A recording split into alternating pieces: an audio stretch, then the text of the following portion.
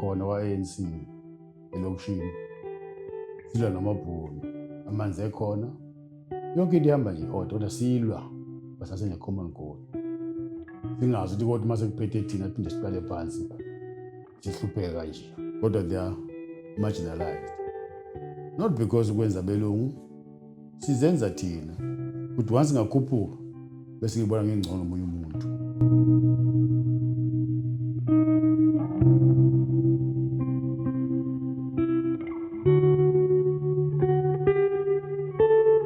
Ukuthula kube nani babukeli nabalaleli beSiyavusana podcast.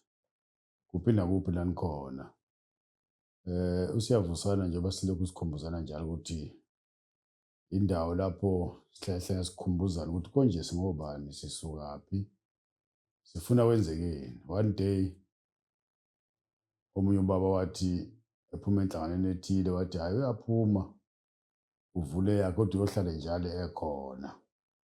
Wahlekwa ukuthi awuthini lo, wathi uyaphuma kodwa usahlala uba yimemba. Umsholozi unendlela zakhe zokwenza into ukuthi labo abamthandayo bayamvuma, labo bangamfuni bayamgxeka. Into ebuhlungu usubafaka imfundo phakathi kanti ayingeni ndawo.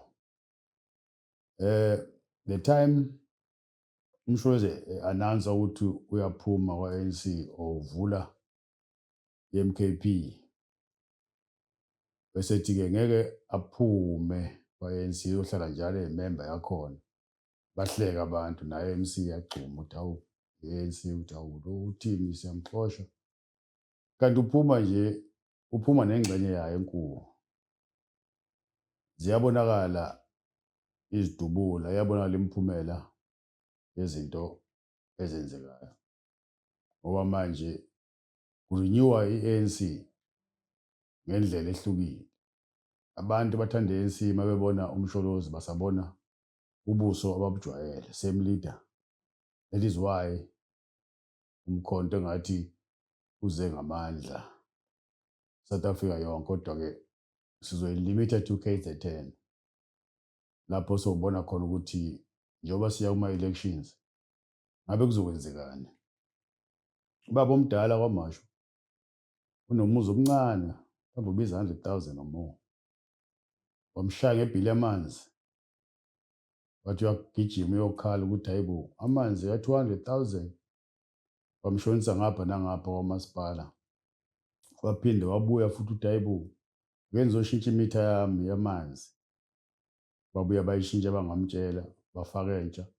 Yaqhubeka ibhili ngenyanga 25,000 and more every month. So konke lokho nje kubuyela kutheni na i-service delivery. Sithi siyamsiza umuntu omdala, sashayisana nembibizane. Ufike ema-ofisi amanzi kwamasipala bayikhumela umathanda nje. Hambe uyobheka iliki ukuthi ngabe akuvuzile athi umuntu omdala ngibheke yonke into ngakho kanti ekhombisa ukuvuza. Shaya ngisho iy'thombe ey'khombisa ukuthi imithi imile. Ibhili ithi 450,000 against umuzi ongaphansi ka-100,000. Masiphenya sithola ukuthi no, indlela okwenziwa ngayo ukuze kudliwe imizi yabantu. Umasipala-ke lowo. So masikhuluma ngomasipala abangafanishini, sikhuluma ngamanzi angekho emgwaqweni, asiyiphathi leyo ntshontsha imizi yabantu. Umuzi ubukwa nje at face value ukuthi awu lo nje mhlawumbe ubaba wakhona usahlala emakhaya noma usafa, bese beyaqala bewuphusha ngayo into yamanzi. Safika lapha sacela umaneja ukuthi we maneja akusisize sibone ukuthi ngabe umuntu omdala singamlekelela kanjani. Sasokuthi umaneja is worse than abantu abasebenzayo ngoba wathatha isikhathi ukuza. Kusho ukuthi mase ebona indlu une-idea ukuthi wenzekani ngale ndlu. Mase mbuza ukuthi why ningakhathanga amanzi, uthi hayi we cannot cut amanzi ngoba 1 2 3. Ngithi no, it's impossible. Saphuma sashiya kanjalo. Ngizisibonelo esifana kanje ngoba i-service delivery ye-local government ngaphandle kokuthi amanzi awekho, imgodi, ugesi awukho, kuningi okwenzekayo kubantu bakithi abamnyama behlukunyezwa umuntu omnyama. Mina ngikhule ngigijima khona kwa-ANC elokishini, silwa namabhunu, amanzi ekhona, yonke into ihamba nje i-order, kodwa silwa basase-common goal. Singazi ukuthi kodwa uma sekuphethe thina phinde siqale phansi sihlupheke kanje. So ngizama ukuthi-ke lana i-ANC isigwaze ngokwayo ngey'nto ey'ncane. Abantu bafuna iy'nto ey'ningi. Long as you listen to them, pretend to be helping other than being arrogant. Ngoba le matter le onamandla nozwayo uyacetha ngenelela ukusiza lo muntu ozedlwela umuzi ka-100,000 ngoba wathi umanager the last thing she can do ukuthi amenzele arrangement, payment arrangement. Ubone kusobala vele lo muzi usuhambile. Akuyinto esingayenza. Abasemagunyeni siyacela basisize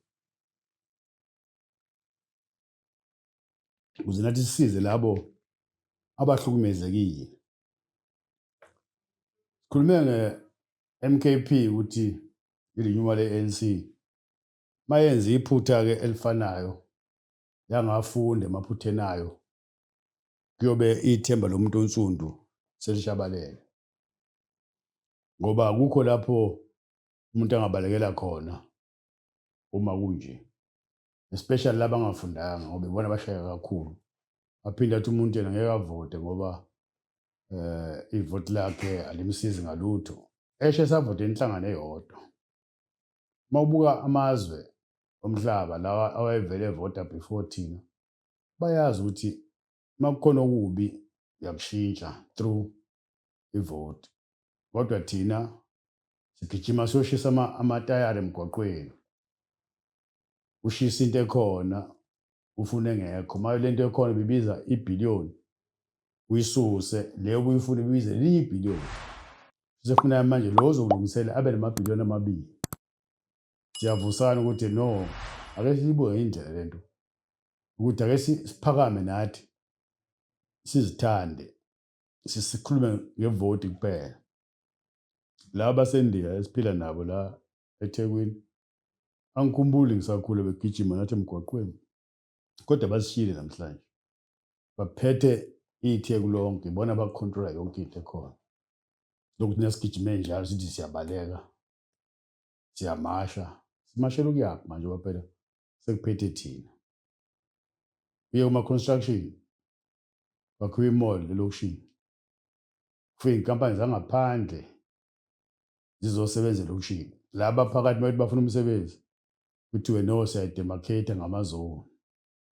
Ngoko Ward 20, kusho ukuthi baka-Ward 20 kuphela ufika iy'nkampani zabo zihlomula. Zizongena phansi kwenkampani esuka kude. Iyo njalo ingcindezelo yomuntu omnyama ngoba siphethe kodwa sinamandla. Sinamandla ocindezela abakithi ukuze bahlale bengaphansi kwethu bese sibukeka ngathi singcono thina esemagunyeni. Ibuhlungu lento. Mabethi bayaphakama bathatha ngenkani abantu babizwa ngani ngama-mafia. Kodwa i-cartel ayimentionwa yona ukuthi kukhethwa abantu abathile abenza imisebenzi. Abasemagunyeni ababenayo inhlanhla ukuthi bafisa ukubona umuntu omnyama ekhululekile. Isikhathi sifikile manje bazibonakalise ukuthi ngempela bayayifila i-pain. Safuna imfundo sonke sagijima, iy'ngane zethu zigcwele ema-university ziyaphuma, ziyakhwalifaya. Aziyitholi imisebenzi, hhayi ngoba zingayitholi. I-system that is designed ukuthi kube njalo. La eThekwini look around ko-DUT, ko-UKZN, ama-cranes are there. Kwakhiwa ama-res for abantwana. Bakhelwa iy'nkampani zezinye iy'nhlanga because ama-res ahlala 100% an African child. But if you look into those projects, students are there at university, but they're not part of the project.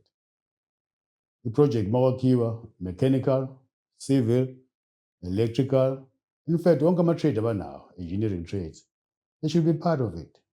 Kodwa no. Masuthi uyafika ufuna ukubasiza abafundi ukuthi bangene babe yiphathi. Uyothola ama-red tapes, funa kudlule ekhanseleni. likuvethe ikhansela likubuza imibuzo uyolinda awuzange uzoyenza imali kuphela ufuna ukuthi abafundi babe yipart of i-project kuyihlazo ukuthi ey'koleni especially kuma-TVET nama-universities kune-huge project but nothing about abafundi abazoba abaphathi bakusasa. Ake sibuye indlela lento kwamanje siya kuma-elections. There's nothing about abafundi. Only thing I see o-ICC bekuncenga abantwana ukuthi abahambe bo-register khona bezovota. Bavote for what? Where are the structures that speak to the young people to say, come on board now, we're talking sports, we're talking education. Where are the former principals of colleges, TVET colleges, of high schools, former, not about current. About current, they cannot say anything. They have to go with the flow. But be part of this. So it is the organization, the party is speaking to the young people to say, we are grooming you to take over, not only in politics, in the country as engineers, as abaculi. I-platform nje ivuleke abantwana abancane bathi noma befunda babe nalo ikusasa. Iy'ngane zethu idlala utshwala manje because there's no way to go. Abanathemba. Amathemba ayashabalala. Kuyakhiwa. Kukhona into kwa-construction ethiwa i-local labor. Uma ufika i-plumbing company ithi ikhansela yabo ibhagene ikhansela yabo ufuna i-general assistant ihole u-20 rand nge-hour. Kodwa masifike endaweni yabantu abamnyama kodwa unegotiate ama-race ashawe below than the rate that is governed by the council. That shows ukuthi umuntu omnyama akakhululeki. Hhayi ngoba ethanda. Ucindezelwe ulo mnyama ongaphezu kwawo. People that don't listen to people below them who are the operational workers. They know the heat. They know the pain. But once wapata, you're living in air-conditioned offices, you've got cameras in front of you, you speak ill of your own. Kuyihlazo ukuba umuntu omnyama ethwele kanzima. Kube kuphethe umuntu omnyama. Isikhathi sethu uMabhunu esiphethe kanzima kwaku-right. Ngoba sasazi we are fighting the enemy. We knew ukuthi sifunane. Iy'ngane zethu namhlanje azazi ngoba there's no direction. Ayikho into eba-interestayo. You just say to them, go and vote. What are you voting for? They look at people abadala benza ubugebengu bephila luxurious lives nabafuna ukwenza njalo. Ezinye iy'nhlanga zibona abantu bakubo bephila kamnandi. But as they're growing up, babafundisa ukuthi how to make this. Every race, when they come to South Africa, or even the South Africans, when you have a business in mind, there's no company in South Africa engasapota umuntu omnyama. 80% of companies, if not more, they are supported by abantu abansundu. Kodwa they are marginalized. Not because ukwenza belungu, sizenza thina. Ukuthi once ngakhuphuka bese ngibona ngengcono omunye umuntu. But abantu banamapower ukwenza izinto zenzeke.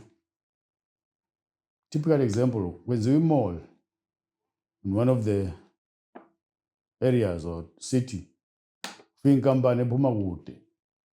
Asithi ibuya eMpumalanga, main contractor, yenza i-mall iqede. From there imove iye kwenye i-city. Same company ifike yenze i-mall.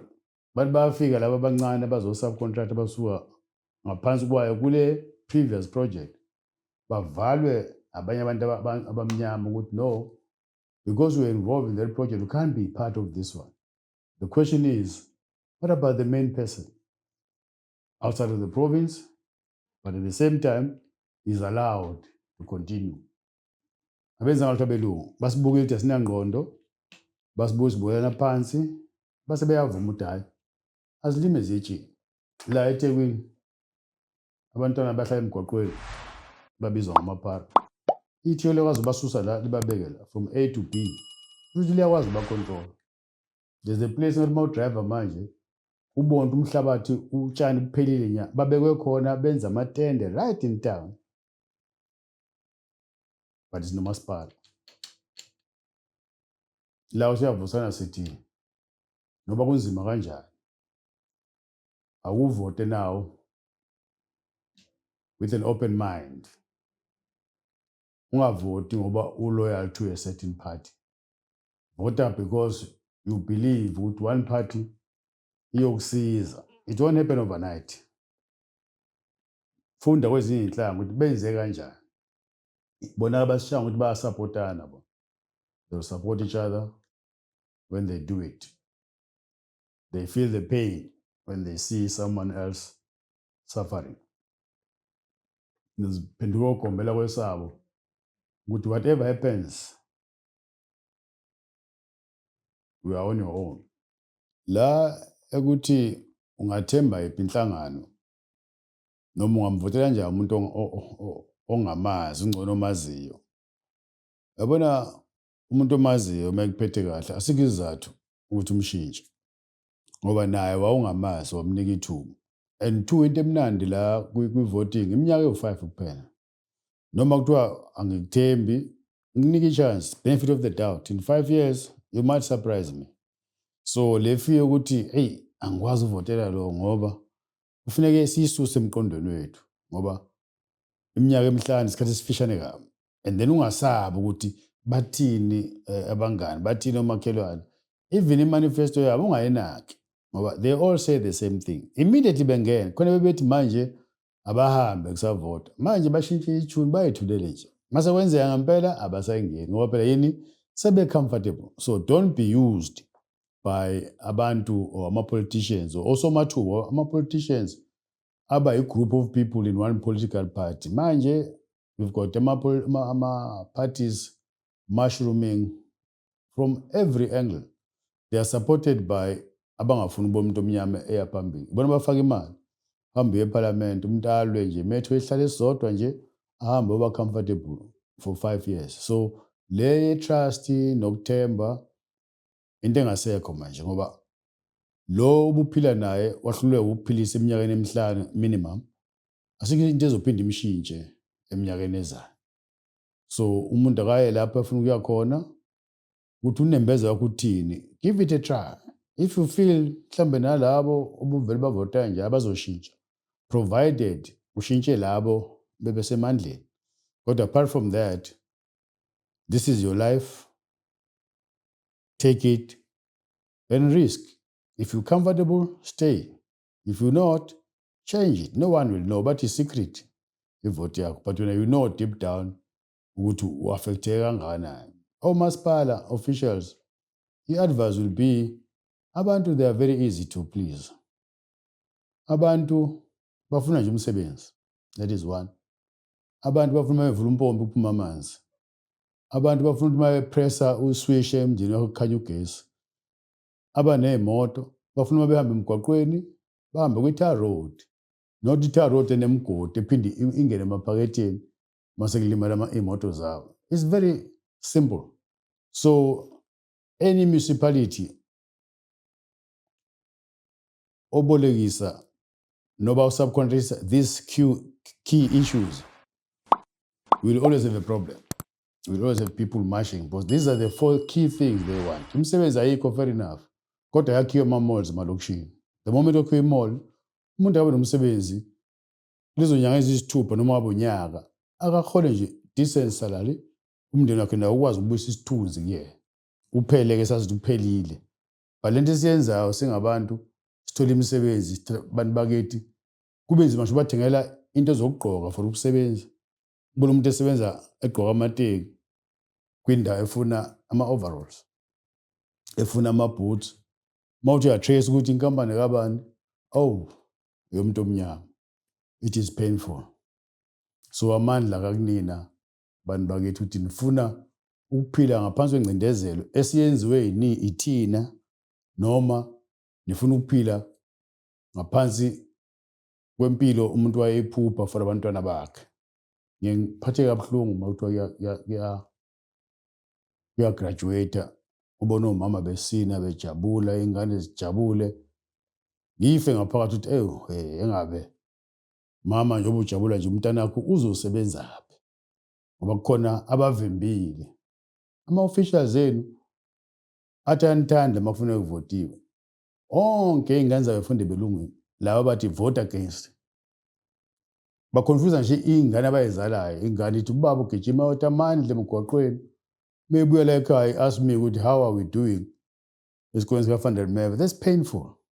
When you think you're fooling abantu abahluphekayo kanti ubulala the same child lo ezalayo ukuthi kwena ayizazi ukuthi ime kuphi kahle kahle ngoba ubaba ufika athi usebenzela abantu abamnyama ufuna bakhululeke kodwa at the same time athatha ingane sekulabantu athi akabafuni yena. So it's very difficult. Nina ama-leaders kuyoba nzima uma ngabe kuthiwa likhona izulu kuyoba nzima ukungena kulona ngoba you are misleading abantu, including your own children, ngoba they are confused ukuthi kahle kahle ubaba uphila yaphi impilo, umama uphila yaphi impilo. Uyokhala ngapha abantu abahluphekayo sibe siphila kamnandi sifunda impilo engcono. It is painful. Lento yokuthathana kancane emndenini, endaweni yenziwa ukuntuleka kwamathuba emisebenzi. Namhlanje umuntu osuke ephumelele mhlawumbe ufundile abe successful ahole kangcono. Kusekhona imisebenzi wakhona amafemu obhuti wabesebenza kuyona. Ehola imali akwazi ukuphilisa umndeni wakhe, ayithengele umuzi wakhe, ayiphilile kamnandi. Umfowabo omunye uphila u-rich kodwa akuzwakali ngoba iy'ngane zalayikhaya zidla inyama.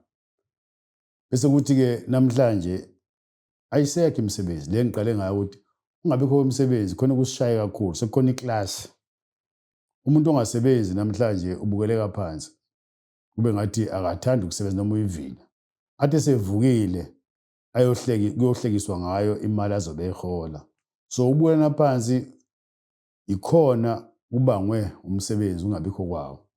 Ngoba uma ngihola mina u-100,000 umfowethu osebenza efemini ehola u-20 wakhe uzophila impilo elingene yena lo 20 ayehlele kuforumu wakhe apende kube khona isound kube mnandi nje ekhaya. Bese kuthi lona-ke ohola kakhulu ahamba ayohlala kuma-suburb but impilo will continue. Ayekho uzobe ne-anger kunomunye. So into ebanga ukuthi namhlanje singalingani ingoba igap inkulu kakhulu. Umuntu esevuke eyosebenza kodwa abuye ngaphethe lutho. Anoma esegugile esemdala ethi uyaretire akakwazi ukufika lapha kwa-Labour ukhonto ayithole ngoba le khampani beyisebenzela bingamseveli lutho. So iqala lapho lento yokuthi siklasane sisodwa ngoba apart from ukuthi umuntu uhola kancane uma uhola kakhulu, ukuhola nje ukwazi ukuthi ingane yakhe ivuke ekuseni idle isinkwa njengezinye kwenza uzithembe nawe. So ile nto-ke abantu abadala kufanele babe sensitive especially emndenini uma ubona umntwana wakho omunye engasebenzi ungambukeli phansi noma kwenziwa imicimbi sekuyena okufuneka elakhe izwi lizwiwe ekugcineni ukuthi lo ome kahle azwiwe kuqala. Izinto lezi zifuna sizenze through ukuvota njengoba sivule ukuthi nje uma uvota amathuba omsebenzi number 1, ama-services must be delivered, then siyokwazi sibuyele isithunzi sethu nathi siphile njengabantu. Yabona ezinye iy'nhlanga especially amaNdiya nje it's very rare uthola umndeni wamaNdiya ongenayo imoto noma ezimbili noma kuthiwa basebenza kuphi kodwa im-focus yabo they know ukuthi bafunani. Thina sesilahlekile kakhulu manje ngoba sithenjiswa into engekho ama-politicians. Namhlanje nje njengoba kuyiwa kwi-voting khona abantu abahamba nabangani babo bathembisa izinto ey'ningi kodwa uma sekuqediwe umuntu esebekiwe ikhansela abheke olwandle. Usefuna abangcono usephila nabanye abantu abebengekho kule nto okade yenza. Yikho kubulawana kangaka nje kubangwa lokho ukuthi sikuthathile sakubeka manje usungishaya nge-cold finger. It's very painful. Ayimnandi. Abakithi abadala esebadlula emhlabeni la bekhona bayaguquka ukuthi kwenze njani. Yathi kumuntu abantu abamnyama bayantshontsha noma abantu abamnyama babulelana bodwa. Sike saba nabantu abamnyama bebephethe ama-homelands. There was order, kodwa babe mnyama. So akukhona ukuthi ngoba ubuhlanga konakele nje phezulu, ukhona lo uphehla into yokuxabanisa. Njengoba kwenzeka manje kulabo esithi abahambe kunyakaza umhlaba wonke, kodwa the same people abanyakazayo abanawo abantu aba-foreign aba-undocumented. So it is painful ukuthi laba basemagunyeni bayithathe le nto bayenza inhlekisa, engathi laba abasho kanje abaphilile emakhanda, bakhuluma ngepain abayizwa kubona, eshaya kubona la behlala khona, ukuthi abakwazi ukumuva baye phambili. Bese kuthi labo abahlala kamnandi nababhenefithayo kule nto kube yibona abakhuluma kuqala komabonakude ukuthi i-wrong le nto, kuthiwa ozanophobia. Iphobia angazi ukuthi into osuke isaba, unephobia ama-heights, shuthi awasaba ama-heights. La bese baqonda ngqo singaba-phobia kanjani kubona. Mhlawumbe nesilungu lesibe sisibhide phela. Bake bayibeke ngolimi lwethu sizwe mhlawumbe sohlehla kule nto eyenzekayo. Makube njalo.